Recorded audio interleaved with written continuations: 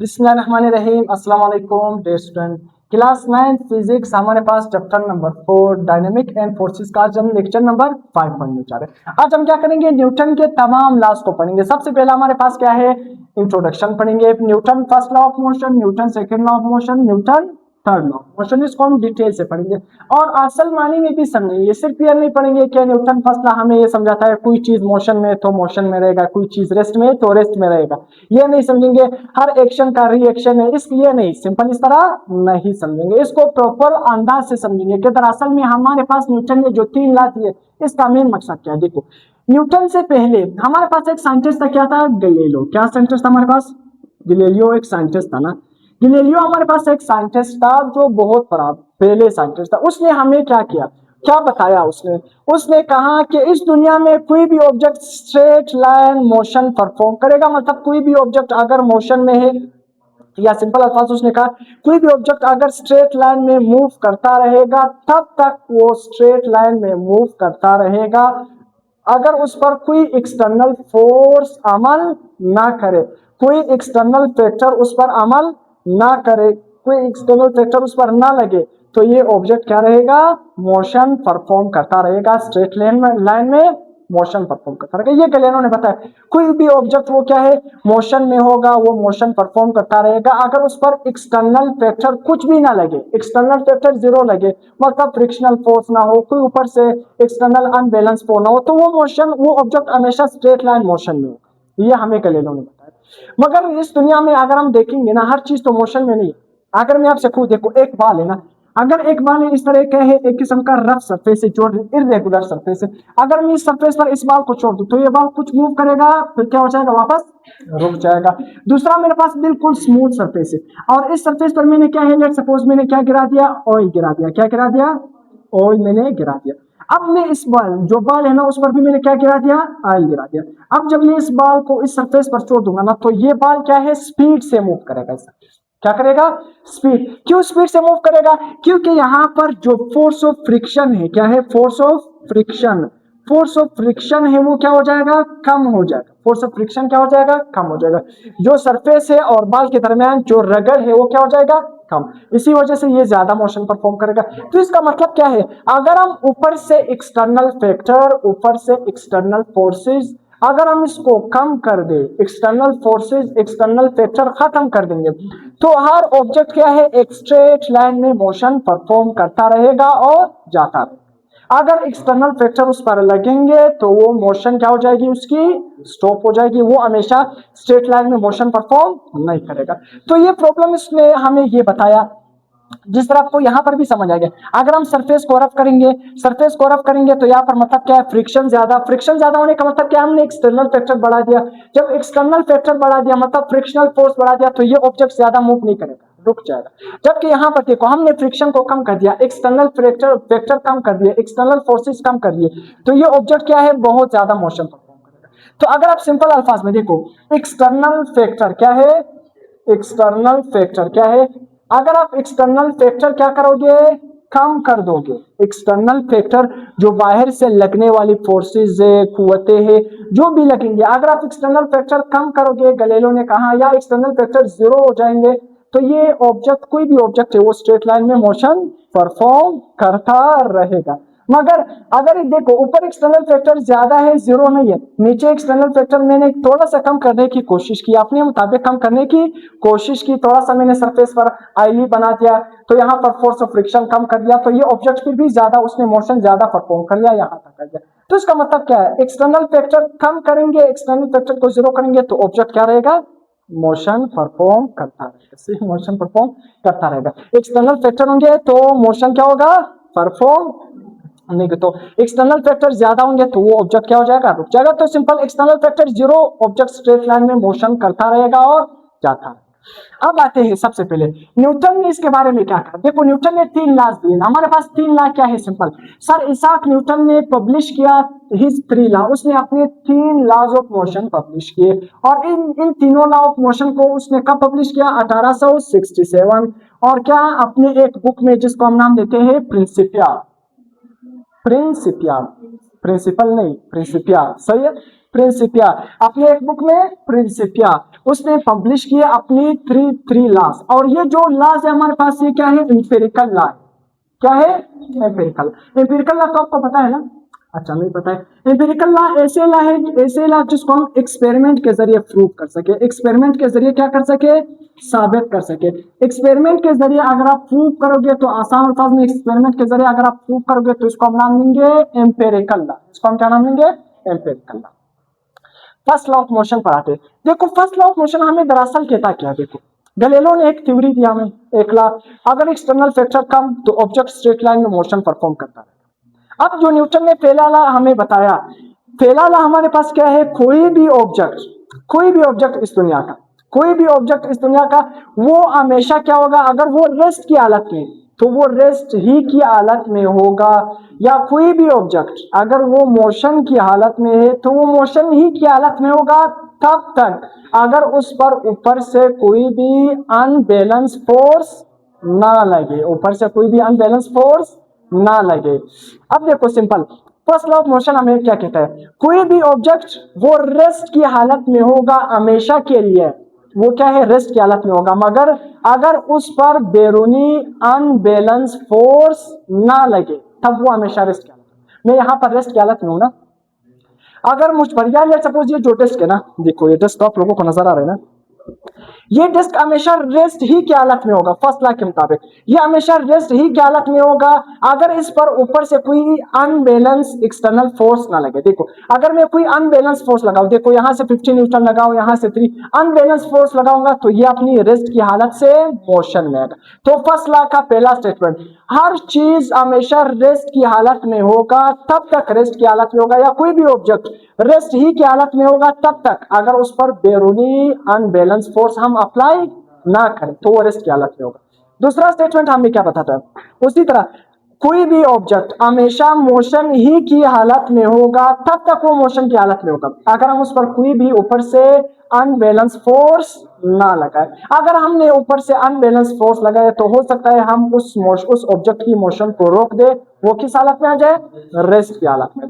तो समझ आ गया, कोई भी ऑब्जेक्ट हमेशा रेस्ट ही की हालत में होगा तब तक होगा अगर हम उस पर ऊपर से कोई भी अनबैलेंस फोर्स ना लगाए। कोई भी ऑब्जेक्ट हमेशा मोशन ही की हालत में होगा तब तक अगर हम उस पर बैरूनी अनबैलेंस फोर्स ना लगाए। तो ये हमारे पास फर्स्ट लॉ ऑफ मोशन। अब देखो मेरे पास एक ऑब्जेक्ट है, अनबैलेंस फोर्स का मतलब क्या है, मैंने इस तरफ से कितना फोर्स लगा लिया, 40 न्यूटन, इस तरफ से मैंने कितना फोर्स लगा लिया, लेट सपोज मैं कह रहा हूं, पहले आप समझो 40 न्यूटन मैंने लगा। अब ये ऑब्जेक्ट मूव करेगा या नहीं, लेट सपोज ऊपर से भी मैंने कितना लगा लिया 40 न्यूटन, नीचे से भी मैंने कितना लगा लिया 40 न्यूटन, ये ऑब्जेक्ट मूव करेगा या नहीं, किधर ये मूव करेगा, आसमान की तरफ, जमीन की तरफ, मेरी तरफ, आप लोगों की तरफ, जमीन की तरफ, अच्छा जमीन की तरफ, यस आसमान की तरफ, जमीन की तरफ जमीन की तरफ या आसमान की तरफ, जमीन की तरफ, अच्छा किधर भी नहीं, इसने तो कहा न तो जमीन न तो आसमान, अच्छा न्यूट्रल है, इसने कहा न्यूट्रल है, आप जमीन की तरफ, कोई तो आसमान की तरफ बताओ कि आसमान की तरफ जाएगा, आसमान की तरफ, अच्छा सही, दोनों आसमान की तरफ, कुछ भी नहीं है। अब देखना, देखो जमीन की तरफ जाएगा या आसमान की तरफ जाएगा या मेरी तरफ आएगा या आप लोगों, देखो अगर मैं यहाँ पर 40 न्यूटन फोर्स लगाऊं, इस तरफ भी 40 न्यूटन फोर्स लगाऊं, ये दोनों कुव्वतें तो कैंसिल हो जाएंगे, ना तो लेफ्ट की तरफ जाएगा ना तो राइट की तरफ जाएगा। अब देखो ऊपर से भी 40 न्यूटन लगा रहा हूं, आसमान की तरफ से भी 40 न्यूटन लगा रहा हूं, जमीन की तरफ से भी 40 न्यूटन लगा रहा हूं, तो ये दोनों बैलेंस कुव्वतें हैं, ये भी कैंसिल करेंगे, ना तो आसमान की तरफ जाएगा ना तो जमीन की तरफ। हाँ जमीन बीच में ही रहेगा, ये क्या है, बीच में ही रहेगा, हाँ ये न्यूट्रल ही रहेगा। तो अनबैलेंस फोर्स का मतलब क्या है, अगर मैं इस तरफ 40 न्यूटन फोर्स लगाऊं, इस तरफ 30 न्यूटन फोर्स लगाऊं, देखो इस तरफ 30 न्यूटन में सपोज मैं ऊपर नीचे वाला फोर्स फिलहाल नहीं लगा रहा हूं, इस तरफ से 40 लगा रहा हूं, इस तरफ से 30 लगा रहा हूं, अब ये किधर मूव करे, अब जिस तरफ फोर्स ज्यादा, यहाँ पर 40 यहाँ पर 30, तो इस साइड पे फोर्स ज्यादा है, अब ये मूव करेगा। देखो अब ये अनबैलेंस फोर्स है, एक तरफ से 30 एक तरफ से 40, अनबैलेंस फोर्स है, अब अगर ये फोर्स लगेगा तो ये इस तरफ मूव करेगा। अब समझ आ गया अनबैलेंस का मतलब क्या है, न तो जमीन न तो आसमान, बल्कि बोर्ड ही पर ये रहेगा, न्यूट्रल। समझ आ गया कि अगर अनबैलेंस फोर्स लगेगा तब ये मूव करेगा, ये क्या करेगा, या तो मूव करेगा या तो रेस्ट की हालत में आएगा। तो अनबैलेंस फोर्स को समझ आ गया, इस दुनिया में हर चीज रेस्ट की हालत में होगा तब तक रेस्ट की हालत में होगा अगर उस पर ऊपर कोई भी अनबैलेंस फोर्स ना लगे।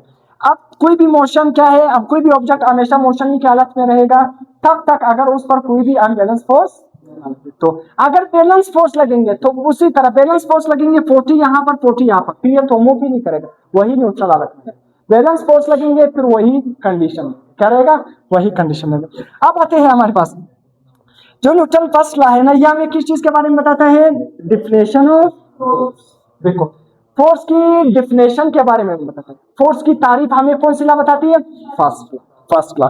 और इसी लॉ को हम लॉ ऑफ इनर्शिया भी कहते हैं। क्या कहते हैं, लॉ ऑफ इनर्शिया। अब यहाँ पर क्वेश्चन बनता है कि इसको हम लॉ ऑफ इनर्शिया क्यों कहते हैं। देखो लॉ ऑफ इनर्शिया का मतलब क्या है, सिंपल इनर्शिया तो आपको पता है ना, इनर्शिया किसी भी बॉडी की वो प्रॉपर्टी है ना कि वो क्या है, रेजिस्ट करती है। सिंपल क्या करती है, रेजिस्ट करती है एनी चेंज, क्या है, एनी चेंज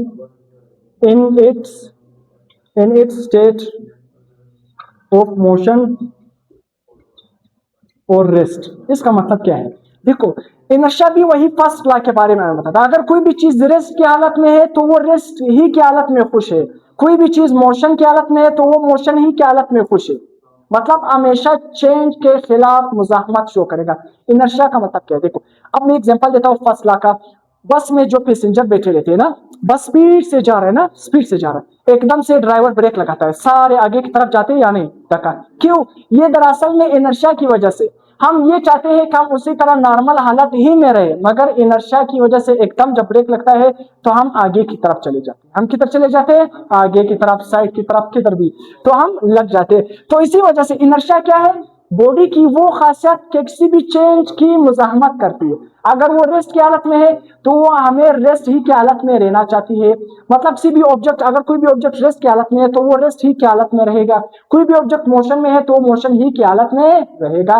वो क्या है, अगर आप रेस्ट से मोशन की हालत में लाओगे तो वो उसकी खिलाफ काम करेगा, या मोशन से रेस्ट में ले जाओगे या रेस्ट से मोशन में ले जाओगे तो वो हमेशा चेंज के खिलाफ रेजिस्टेंस शो करेगा। तो ये इनर्शिया, यही तो फर्स्ट लॉ हमें बताते हैं। कोई चीज रेस्ट की हालत में है तो वो हमेशा रेस्ट ही की हालत में रहेगा, अगर हम उस पर एक्सटर्नल अनबैलेंस फोर्स न लगाएं। कोई भी चीज मोशन की हालत में है तो वो हमेशा मोशन ही की हालत में रहेगा, अगर हम उस पर ऊपर से कोई अनबैलेंस फोर्स ना लगाएं। तो लॉ ऑफ इनर्शिया भी है, या इनर्शिया भी हमारे पास है। Newton second law of motion, अब न्यूटन सेकंड लॉ बहुत आसान, force is responsible to produce the acceleration. अब हम अक्सर सोचते हैं कि फोर्स का काम क्या है, मोशन को पैदा करना, सही। अगर मैं इस, यहाँ पर कोई भी टेबल है ना, लेट्स सपोज ये टेबल है, मेरे सामने कुछ भी नहीं, अगर मैं इस टेबल पर देखो सही खड़ा हुआ है, मैं इस पर फोर्स लगाऊंगा तो ये क्या करेगा, मूव करेगा या नहीं, मूव करेगा। तो हमारे ज़हन में क्या है कि फोर्स का सिर्फ काम क्या है, मोशन को पैदा करना, मोशन को पैदा करना, किसी भी ऑब्जेक्ट में मोशन पैदा। दरअसल में फोर्स का काम क्या है, एक्सेलरेशन को पैदा करना। फोर्स का काम क्या है, एक्सेलरेशन को पैदा करना। एक्सेलरेशन का मतलब क्या है, चेंज इन वेलोसिटी या चेंज इन स्पीड। तो आसान अल्फाज में आप कहोगे कि फोर्स का काम क्या है, किसी भी बॉडी में एक्सेलरेशन को पैदा करना। एक्सेलरेशन का मतलब क्या है, वेलोसिटी में चेंज आना। तो फोर्स का काम क्या है, आसान अल्फाज में किसी भी बॉडी की वेलोसिटी को चेंज करता है, किसी भी बॉडी की स्पीड को चेंज करता है। सिंपल समझ आ गया। मोशन तो अलग बात है, मोशन तो उसमें पैदा हो जाता है, मगर दरअसल में वो वेलोसिटी को चेंज करता है, या आप कह सकते हो फोर्स का काम क्या है, एक्सेलरेशन को पैदा करना। सही। अब देखो न्यूटन सेकंड लॉ दो स्टेटमेंट हमें बताता है। एक स्टेटमेंट में मैंने लिखा है कि the magnitude of acceleration is directly proportional to force and inversely proportional to mass. इसका मतलब क्या है कि एक्सेलरेशन क्या होगा, फोर्स के साथ डायरेक्ट रिलेशन होगा, एक्सेलरेशन का मास के साथ कौन सा रिलेशन होगा, इनवर्स। देखो acceleration is directly proportional to force, यहां पर मिले magnitude of acceleration is directly proportional to force and inversely proportional to mass. Acceleration is inversely proportional to mass और acceleration is directly proportional to force. इसका मतलब क्या है, देखो acceleration is directly proportional to force का मतलब ये है, देखो सिंपल, अगर आप क्या करोगे, फोर्स बढ़ा दोगे तो एक्सेलरेशन भी ज्यादा पैदा होगा। फोर्स का काम क्या है, एक्सेलरेशन को पैदा करना। फोर्स बढ़ा दोगे तो एक्सेलरेशन भी ज्यादा पैदा होगा, फोर्स कम कर दोगे तो एक्सेलरेशन भी क्या होगा, कम पैदा होगा। एक्सेलरेशन का मास के साथ कौन सा रिलेशन है, इनवर्स रिलेशन है। यहाँ पर डायरेक्ट रिलेशन था, देखो डायरेक्ट रिलेशन में क्या था, फोर्स बढ़ाओगे एक्सेलरेशन बढ़ जाएगा, फोर्स कम करोगे तो एक्सेलरेशन कम हो जाएगा। डायरेक्ट रिलेशन में एक चीज को बढ़ाओगे दूसरी चीज भी बढ़ जाएगी, एक चीज को कम करोगे दूसरी चीज भी क्या हो जाएगी, कम हो जाएगी। अब एक्सेलरेशन का मास के साथ इनवर्स रिलेशन है। इनवर्स का मतलब क्या है, देखो अगर मैं क्या कर दूं, मास बढ़ा दूंगा तो एक्सेलरेशन क्या हो जाएगा, कम। एक बड़ा मास है, एक बहुत बड़ा है, आप उसको देखो, एक हाथी खड़ा है और एक तरफ क्या है, लेट्स सपोज दुम्बा खड़ा है, सही, या एक तरफ क्या है, गाड़ी ट्रक खड़ी है, एक तरफ साइकिल खड़ा है। मैं आपसे कहूं ट्रक को दिखा दो, उसको मोशन में लाओ और एक तरफ साइकिल है, तो किस में ज्यादा एक्सेलरेशन प्रोड्यूस होगा, ट्रक में या साइकिल में? साइकिल में थोड़ा सा उसका मास कम है, जल्दी उस पर हम फोर्स लगाएंगे तो जल्दी एक्सेलरेशन पैदा होगा। ट्रक का मास बहुत बड़ा है, जिसका मास बड़ा उस पर फोर्स ज्यादा लगेंगे, तो उसका मतलब उसमें एक्सेलरेशन कम पैदा होगा। सही समझ आ गया नहीं? तो एक्सेलरेशन का मास के साथ इनवर्स रिलेशन, जिसका मास ज्यादा उसमें एक्सेलरेशन क्या होगा, कम पैदा होगा, जिसका मास कम उसमें एक्सेलरेशन ज्यादा पैदा होगा। तो कौन सा रिलेशन, इनवर्स, मास ज्यादा एक्सेलरेशन कम, मास कम एक्सेलरेशन ज्यादा, इनवर्स रिलेशन। एक डायरेक्ट रिलेशन, एक इनवर्स। दोनों को एक जगह करो, यहाँ पर बी ए, यहाँ पर बी ए, तो हम ए लिखेंगे, और यहाँ पर क्या आ रहा है एफ, नीचे क्या आ रहा है दूसरे इक्वेशन में हमारे पास एम, देखो एफ आ रहा है और यहाँ पर क्या आ रहा है M, F divided by M. इस प्रोपोर्शनलिटी सिंबल को खत्म करेंगे, हम कांस्टेंट लगाएंगे, जो हमारे पास क्या है के हमारे पास क्या है कांस्टेंट, और के की वैल्यू किसके बराबर होती है 1। अगर मैं यहाँ पर के की वैल्यू 1 लिखूं तो 1 को एफ के साथ मल्टीप्लाई करेंगे, क्या हो जाएगा, वही एफ हो जाएगा। मास यहाँ पर डिवाइड हो रहा है, यहाँ पर कर क्या हो जाएगा मल्टीप्लाई, तो एम ए किसके बराबर हो जाएगा, एफ के बराबर होगा, तो F is equal to M A. ये दरअसल में हमें सेकंड लॉ बताता है कि फोर्स किसके बराबर है, एम ए के बराबर, फोर्स किसके बराबर है, एम ए के बराबर। अब हमारे पास जो सेकंड लॉ है ना, ये दरअसल में हमारे पास फोर्स की कैलकुलेशन के बारे में बताता है कि फोर्स हम किस तरह कैलकुलेट करें। फर्स्ट लॉ हमारे पास फोर्स की तारीफ कर रहा था, सेकंड लॉ हमारे पास फोर्स की कैलकुलेशन के बारे में बताता है कि फोर्स को हम किस तरह कैलकुलेट करें, फोर्स को हम किस तरह कैलकुलेट करें। अब आते हैं Newton third law of motion. Newton third law of motion simple, her action का इस दुनिया में रिएक्शन होगा, हर एक्शन का रिएक्शन होगा, ये तो आप लोगों के भी पता है ना, हर एक्शन का रिएक्शन। देखो every action has a reaction equal, देखो equal in magnitude but opposite in direction. देखो जितना आप किसी भी बॉडी पर एक्शन लगाओगे, अपोजिट क्या है, यहाँ पर क्या लगेगा, रिएक्शन लगेगा, दोनों की डायरेक्शन अपोजिट होगी, एक्शन और रिएक्शन, मगर मिकदार में क्या रहेंगे, बराबर रहेंगे। देखो मैं क्या है जमीन पर एक्शन कर रहा हूं, यानी एक्शन पर, मैं जमीन पर क्या लगा रहा हूं, एक्शन, जमीन मुझ पर क्या लगा रहा है, रिएक्शन। तो मैं जितना एक्शन लगा रहा हूं अपोजिट डायरेक्शन में, जमीन मुझ पर उतना रिएक्शन लगा रहा है। एक्शन और रिएक्शन दोनों किस में है, अपोजिट डायरेक्शन में, मगर दोनों का मिकदार क्या है, बराबर। अगर मैं 50 न्यूटन का एक्शन लगा रहा हूं तो अपोजिट डायरेक्शन में मुझ पर 50 न्यूटन का रिएक्शन लग रहा है, मगर दोनों कौन सी डायरेक्शन में, अपोजिट डायरेक्शन में, तो उसको हम कहते हैं Newton third law of motion. Video चल रही है ना। अब यहां पर देखो every action is a reaction equal in magnitude but opposite in direction.